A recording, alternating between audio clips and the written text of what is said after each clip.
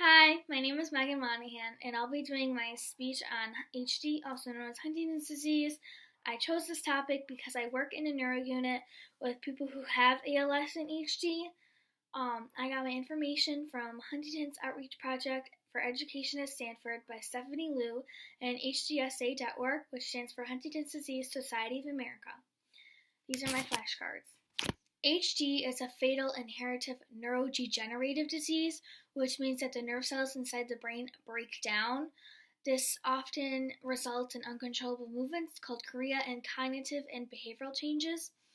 These are the most distressing aspects for an individual and their families. Some behavioral changes include apathy, depression, hallucinations, denial, repetition, and even aggression. The changes in their behavior result from changes within the brain and within their surrounding environment. HD has a 50-50 chance of being passed down to their child. Approximately 200,000 people have a chance of inheriting the gene. Symptoms usually begin ages 30 to 50 and worsen over a 10 to 20 year period. An interesting fact is that everyone has the HD gene, but only those that inherit the expansion of the gene will actually develop the disease. Approximately 30,000 people have it today, and it affects all genders and ethnic groups everywhere, and only 10% that are diagnosed actually affect children and adolescents.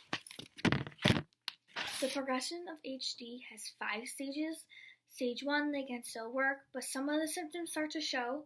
Stage 2, they cannot work and need slight assistance with basic functions.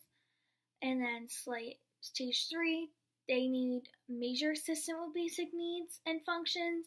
Medications can relieve some of that involuntary movements that they may have. Speech and difficulty swallowing needs to be examined at this point. Physical and occupational therapy will also evaluate how they move.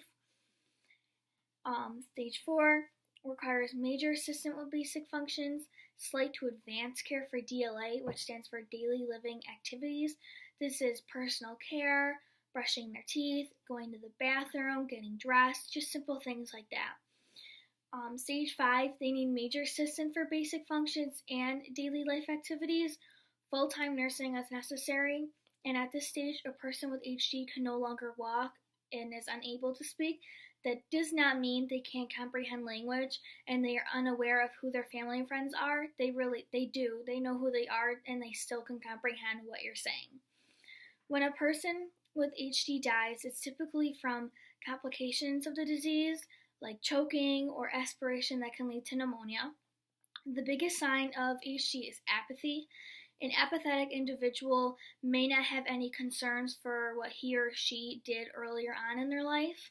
An individual may lose enthusiasm, have lack of motivation, and lose the ability to carry out conversations and activities.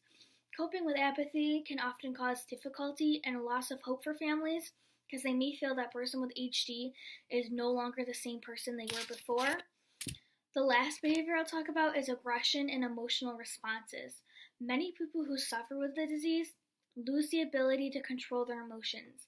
HD patients can rapidly escalate to severe anger, but somehow calm down very fast.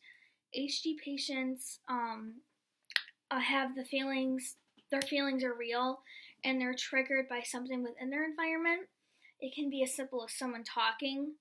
A person with HD has a caudate nucleus that has deteriorated, causing their emotions to regulate improperly, which increases their feelings of irritability and frustrations. However, the brain cannot control how intense an emotion gets. Many frustrations can be caused like simple things like changes in a routine, the inability to communicate effectively, the loss of ability to perform something simple like brushing your teeth. I'm going to explain more about a caudate nucleus. It has connections within the brain, but the major connection is within the frontal lobe, which is right at the front of your head. The caudate nucleus organizes and filters information. This ends up playing a big role in determining our behaviors. A caudate that functions properly will only allow a bit of frustration and sadness to occur, like bad pizza, but a damaged caudate will have that gate open and allow for a very intense emotional response. Another example of this can be me looking in the mirror and saying, wow, my hair is long, processing that information and having a thought, I need a haircut. This demonstrates an undamaged caudate. A damaged caudate would be me thinking, wow, my hair is long, but I can't properly process it, so I can't have the thought, I need a haircut. HD individuals have a hard time multitasking and organizing their activities because of this. Currently, there is no way to repair the damage of the brain that leads to Huntington's disease, but I hope one day that researchers will continue to investigate and map out the brain so we can not just cure HD, but all neurological disorders such as migraines, strokes, Alzheimer's, Parkinson's, MS, and hundreds of others that affect people in so many ways.